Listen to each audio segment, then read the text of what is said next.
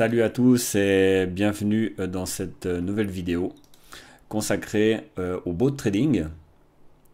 Donc en fait, on va vous présenter aujourd'hui un robot qui est open source, qui est gratuit, puisqu'en fait en ce moment on parle pas mal de bots, de robots de trading automatique dans le monde des crypto-monnaies. Et ça commence à intéresser vraiment beaucoup de monde. Évidemment, il y en a plein qui veulent pas forcément mettre voilà 250, 300 francs pour un robot. Il y en a aussi qui fonctionnent sous forme d'abonnement. Vous pourrez aller regarder les vidéos sur notre chaîne. On en a une qui traite de profit trader. Et lui, donc, c'est un bot qui est payant, qui est justement relativement cher, mais ça dépend aussi de votre budget et puisque les montants que vous souhaitez trader. Alors, il est à savoir qu'il existe aussi certains bots qui sont gratuits et open source. Donc, on a ici, dans cet exemple, on va parler de Gecko.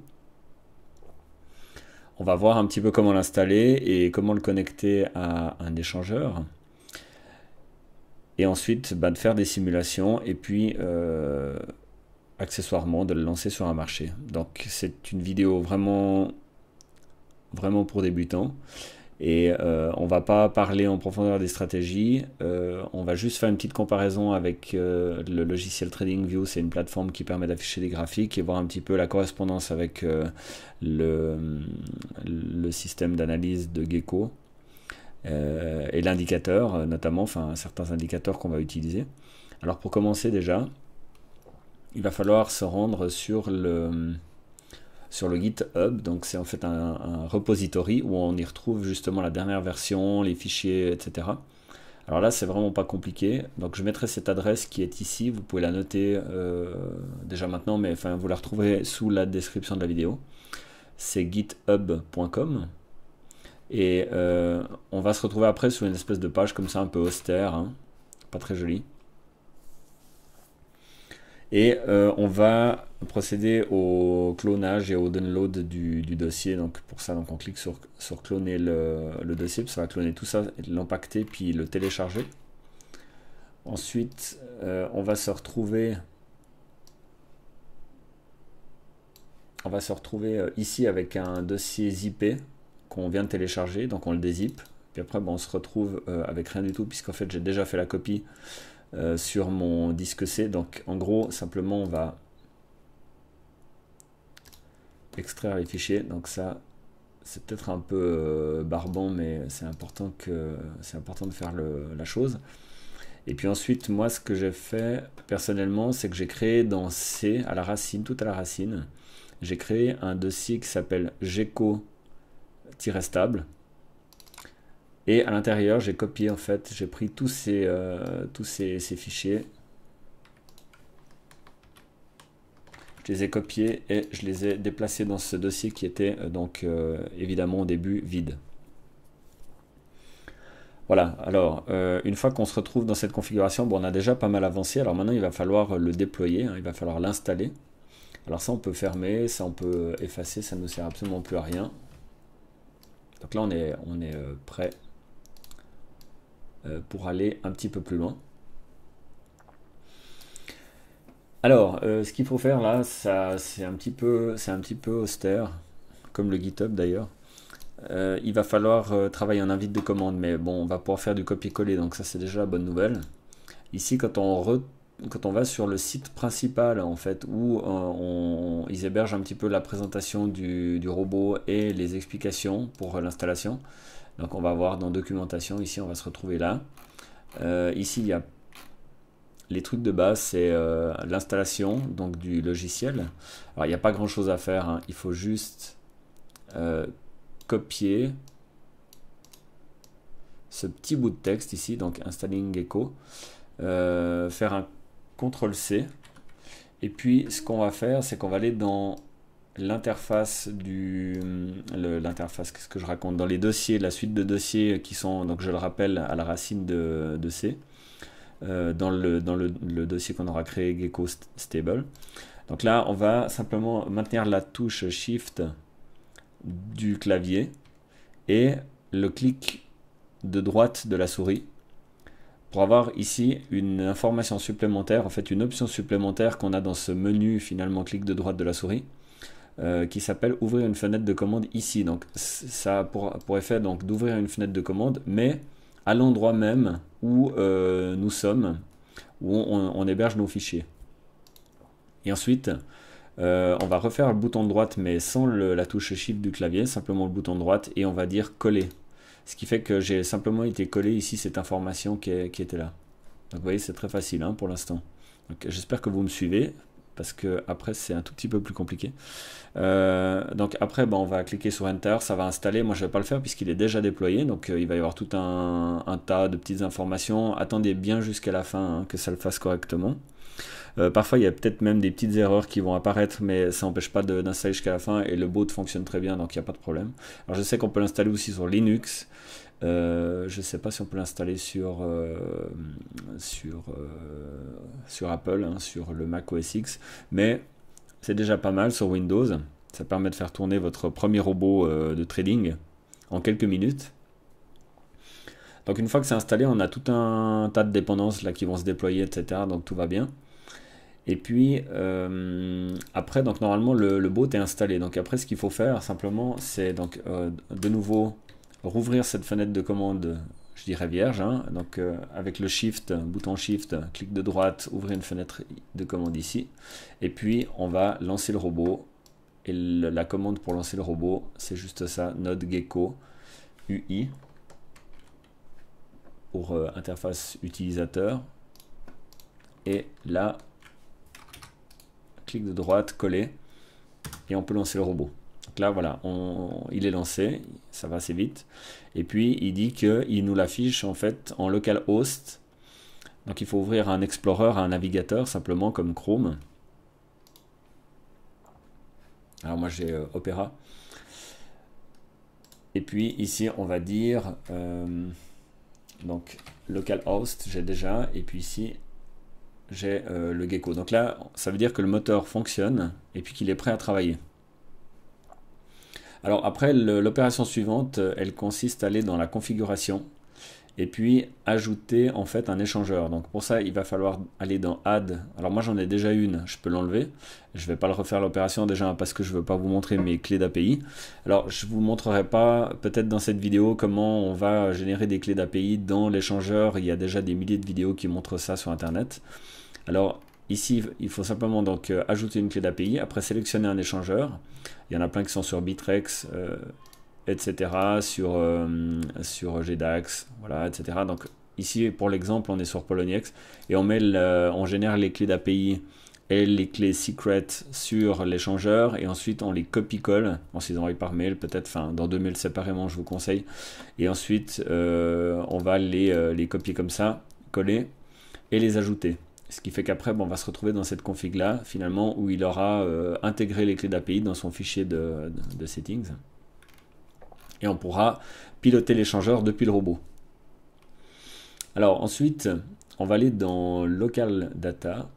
Et là, normalement, j'ai déjà des datas qui sont available, puisqu'en fait, j'ai été téléchargé 2 jours du marché BTC Steam. C'était pour faire un exemple, hein, bien sûr. Alors, je vais vous montrer. On peut aller importer d'autres marchés.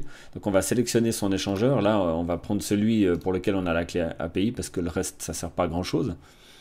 On va mettre, par exemple, le marché du BTC, parce qu'en fait, on a envie que le robot nous accumule du BTC. Donc, quand la paire va gagner, il va vendre, et quand elle va perdre, il va acheter. Et puis, on va essayer d'accumuler du BTC, mais on peut le faire aussi dans le marché de l'USDT, Ethereum et XMR sur Poloniex. Évidemment, ça change avec les échangeurs. Sur Bittrex, c'est différent. Sur d'autres, c'est encore différent. Donc là, on est sur le marché du Poloniex, on va aller on est sur l'échangeur Poloniex, dans le marché du BTC, et puis après, on a toute une flambée ici d'altcoins qui sont disponibles. Là, en l'occurrence, moi, j'ai téléchargé du Steam. Alors, on va en faire un autre, hein. Par exemple, est-ce que j'en connais un comme ça, rapido? Je crois qu'il y avait le... Voilà, Steam, il est là. Le Trust.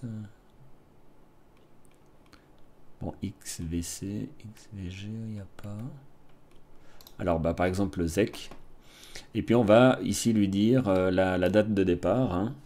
Donc 2018. Alors je vous conseille de ne pas charger justement 3 semaines, un mois, parce que c'est vraiment fastidieux, c'est très lourd à télécharger. Donc là pour l'exemple on va faire 03, et puis bon voilà, on a les jours. Donc on est le même mois, et puis on va retarder de 1 jour. Donc avec 2 heures d'intervalle comme ça. Les heures d'intervalle, ça nous fait 1 jour d'écart. Et puis on va télécharger ces datas qui vont venir directement de la base de données de l'échangeur. Et puis ça va nous servir à faire une simulation dessus pour tester une stratégie. Alors normalement il faut recharger peut-être 3-4 jours je pense, mais là pour l'exemple je voulais que ça aille assez vite, donc on va télécharger déjà 1 jour. Donc il se connecte, il télécharge les datas, ça va assez vite sur une journée. Là on voit le nombre d'heures qui reste à downloader. Et puis après on va pouvoir passer à la phase suivante qui est le backtesting. Il nous invite d'ailleurs ici avec une petite phrase à y aller directement, on peut aussi rejoindre ici. Voilà, donc on est bon, on va pouvoir aller dans le backtest. Et puis maintenant je vais scanner mes données, j'en ai 2, donc j'ai le BTC Steam, BTC Zcash, et là je vais, moi ici j'ai déjà 2 jours, là on voit que j'ai 23h58 minutes, ici j'ai 2 jours, donc c'est peut-être plus intéressant qu'on fasse la démo sur le BTC Steam. Donc on active les datas qui nous intéressent pour le backtesting.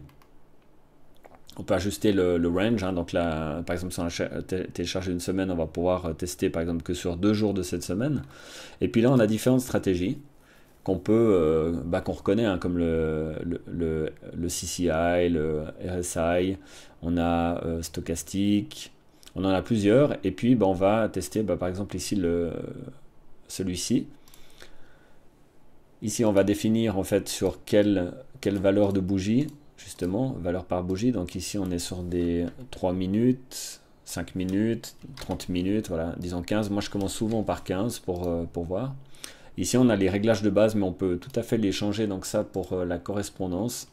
On verra qu'après on a téléchargé ce graphique, justement les données elles sont représentées aussi sous forme un petit peu de graphique, un peu moins élaboré que celui-ci. Et donc si je le rapetissis, on va avoir le CCI et le RSI là. On va pouvoir justement définir à partir de quand il achète et quand est-ce qu'il vend. Donc on voit qu'ici on a 30, 70. On va voir que effectivement, là d'après la stratégie, on va acheter quand il tape le 30 et on va vendre quand il atteint le 70. En tout cas, c'est ce qu'essaie de faire cette stratégie-là. Donc là, je vais essayer sur 15 minutes, je vais voir un petit peu ce que ça me donne. Donc je rappelle sur BTC Steam sur Poloniex. Donc on lance le backtest, ça va hyper vite et on voit qu'on a gagné du 0,21% sur 2 jours, ce qui est peu. Je pense qu'on peut essayer de chercher mieux. Donc là on voit en fait ce qu'il a gagné. Et puis simplement ce que je vais faire, c'est que je vais essayer de réduire la bougie et puis relancer. Voilà, donc là on voit qu'on a 1,2%. Si je réduis encore, parce que par exemple là je trouve qu'il n'a pas fait assez de trades sur 2 jours, j'aimerais qu'il en fasse plus, donc je vais travailler plutôt sur 3 minutes. Voilà, donc là on est à 2,3%. Alors je ne sais pas si vous vous souvenez du graphique, on va le remontrer. Si je le remets en plein écran, vous allez voir qu'on a une forme de correspondance.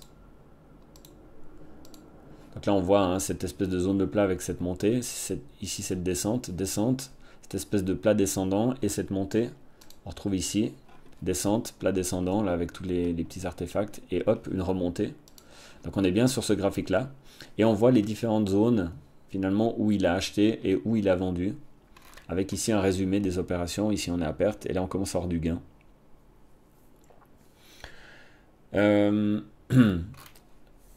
Donc voilà, ça c'est la première partie, hein, c'est le backtesting. On peut essayer d'autres stratégies pour essayer de faire plus de gains. On peut changer encore les échelles, peut-être qu'à 2, je pense que c'est un peu faible. 0,41, on voit que ça redescend. Après on peut changer ici, on peut essayer d'aller chercher par exemple le plus haut. 35 par exemple. On voit qu'on a à chaque fois des résultats assez différents. Donc là, ça marche moins bien. Voilà, 2,3%, un peu comme avant. Donc voilà, disons que là on a une stratégie, on se dit bon bah, ok 2%, 2,3 sur 2 jours, ça peut être déjà intéressant. Donc il faut savoir aussi qu'on accumule du BTC. Ça veut dire que bah là en l'occurrence si on avait bon, un nombre comme ça important de BTC, on en aurait gagné 2,3, donc c'est super intéressant. Après, c'est clair qu'on est moins dans la performance comme certains traders essaient de choper du 10% par jour ou plus. Mais là, disons que c'est un robot qui va le faire pendant qu'on dort, donc c'est super intéressant. On va ensuite le passer, donc une fois qu'on est content de sa stratégie, voilà, donc on l'a bien noté, hein. Je vais repasser à 30. Sur 3 minutes, voilà, tout ça c'est noté. On va passer dans la partie live, c'est là qu'on va starter le bot. Donc on peut tout à fait starter, ça va pas le lancer, hein, ça va nous amener un nouveau panneau. Et on va avoir plusieurs options. Donc ici on a l'option finalement où il va simplement simuler, c'est-à-dire qu'en fait il va aller sur le marché réel. Plutôt que de télécharger le passé puis de faire des tests de stratégie, on peut aussi tester le robot dans le présent, c'est-à-dire qu'il va observer le marché puis procéder comme s'il allait faire des achats, mais il va pas les faire, il va juste noter les résultats. Sinon, on va lancer simplement le trade bot Poloniex. Donc ici, on remet BTC. Ici, on retourne sur Steam. On reprend une stratégie qu'on a testée, 3 minutes. Là, on a nos options, tac. Et là, au moment où on va starter le bot va se mettre en activité. Il va observer le marché. Quand il va trouver les conditions, il va acheter. Quand il va trouver les conditions de vente, il va vendre. Il va piloter finalement le portail, hein, la plateforme d'achat-vente, donc l'échangeur, en l'occurrence Poloniex, là pour ce cas. Et après, en fait, simplement, il s'agit de ne pas éteindre la machine, donc la laisser simplement tourner. Donc pour ça, il y en a pas mal qui font tourner ces systèmes sur des petits ordinateurs. Alors il existe des petits ordinateurs Windows de chez Dell qui coûtent rien du tout. J'en ai acheté moi un personnellement qui fait aucun bruit, qui a largement assez de puissance pour pouvoir faire tourner ça, parce que ça demande quand même pas grand chose. Il va donc assumer ce truc-là. Sans faire trop de bruit donc, et consommer trop d'électricité. Je crois qu'il doit dépenser dans les moins de 100 watts, donc je crois qu'il doit être autour des 80 watts. Et ça fait tourner très bien Windows 7 dessus. Après, au niveau de la compatibilité, il faudrait voir, j'ai pas testé sur un Windows 10, là on est sur un Windows 7. Donc après c'est encore à voir. Ici on voit que ça fonctionne très bien. J'ai pas lancé le bot parce que j'ai pas envie qu'il procède à des achats sur mon compte Poloniex. Mais vous aurez l'occasion de commencer peut-être avec des petits montants comme 200 francs. Ça suffit très largement sur Poloniex. Et puis tester un petit peu les résultats qu'on peut avoir. Il y a plein d'autres crypto-monnaies qu'on peut trouver justement qui sont beaucoup plus volatiles et qui sont beaucoup plus intéressantes à trader justement avec un robot. Là, en l'occurrence, il faut savoir que le robot, lui, il va acheter et vendre avec le maximum du paquet possible. Donc, si vous avez 200 francs, il va vendre les 200. Une fois que vous allez gagner 2%, il va vendre. Donc, il va acheter le total. Il va revendre ensuite le total avec les gains. Et il va se retrouver avec une balance qui est plus importante, qui va rejouer entièrement. Donc, on est vraiment dans ce qu'on appelle le compounding effect, qui consiste à justement pas prélever ses gains mais les réinvestir systématiquement. Et puis on a finalement le prochain tir, on est encore plus puissant, puis finalement le prochain tir encore plus puissant, etc. Et en fait le panier grandit comme ça, le panier d'exposition grandit et grandit de manière vraiment assez importante. Donc c'est encore différent que de jouer toujours un même montant, par exemple si on choisit 200 francs, et puis de prélever ces pourcentages. Là on réinjecte l'entier des pourcentages et on les rejoue entièrement, ce qui nous fait ce qu'on appelle le compounding effect. Voilà, c'est parce qu'on a les gains qui s'ajoutent et qui sont rejoués entièrement. Alors voilà, je ne sais pas ce qu'il y a d'autre encore à dire de ce truc-là. Là je voulais faire vraiment une initiation basique, donc vous puissiez au moins finalement scanner justement importer des datas. Donc pour résumer rapidement, on a une installation, elle n'est pas très compliquée, il y a 2-3 phases. Ensuite on va justement télécharger des données de l'échangeur, donc mettre nos clés API pour le connecter, télécharger nos données de l'échangeur, ensuite procéder à des backtesting, et puis là on va pouvoir jouer différentes, on voit qu'elles sont assez différentes, hein, Les stratégies, elles ont des paramètres justement qui sont relativement identiques à ce qu'on peut trouver sur TradingView. Donc après, on peut aller regarder avec les indicateurs et puis voir les correspondances, où est-ce que le bot va acheter et vendre. Après, je sais pas s'ils ont ça dans les indicateurs des fois. Je sais pas. Non, il n'y a pas. Certains intègrent en fait dans TradingView les stratégies des robots. Donc là, on fera justement des vidéos sur ce sujet. Mais si je mets, voilà, Profit Trader, lui, on trouve des stratégies justement à pouvoir tester directement dans TradingView. Donc on peut tester le robot dans TradingView, puis voir ses points d'entrée, ses points de sortie, tester ses rendements, etc. C'est super intéressant. Donc là, il n'y a pas encore pour Gecko. Mais vous pouvez déjà regarder un petit peu les indicateurs, on les retrouve ici comme celui-ci, et puis voir les différents points d'entrée, les comparer avec le comportement du bot, et puis améliorer vos performances petit à petit. Alors voilà, j'espère que vous aurez passé un bon moment. Moi je vous invite à nous rejoindre sur Telegram. Vous trouverez, donc on a un groupe Telegram, je le répète toujours, avec des gens super cool qui échangent continuellement des informations. Il n'y a pas que sur les crypto-monnaies en général, c'est un petit peu la thématique quand même de ce Telegram, mais disons qu'on parle aussi pas mal des bots. On parle des autres, hein, d'ailleurs bots, mais il y en a une partie qui testent Gecko et qui vont largement plus loin que cette vidéo. Après, effectivement, on peut rentrer fort dans la programmation et puis d'écrire soi-même, donc écrire des stratégies. Donc c'est un logiciel qui est pas mal en développement, qui devrait pas mal évoluer. Et pour en venir à Telegram, donc vous pouvez nous rejoindre en cliquant sur le lien sous la vidéo pour pouvoir nous rejoindre donc directement sur notre Telegram et puis échanger déjà avec plus de 230 personnes qui au quotidien viennent en aide aux gens, partagent des idées, partagent des points de vue et tout, donc c'est super intéressant. Nous on fait pas mal d'interventions aussi occasionnellement. Et si vous avez aimé cette vidéo ou nos contenus, merci de mettre des pouces bleus et puis de vous abonner à la chaîne. Ça vous permet de recevoir les notifications quand est-ce qu'on poste des nouveaux contenus, et on va en poster relativement souvent ces prochains jours. Voilà, et il ne me reste plus qu'à vous souhaiter une bonne soirée et à très bientôt.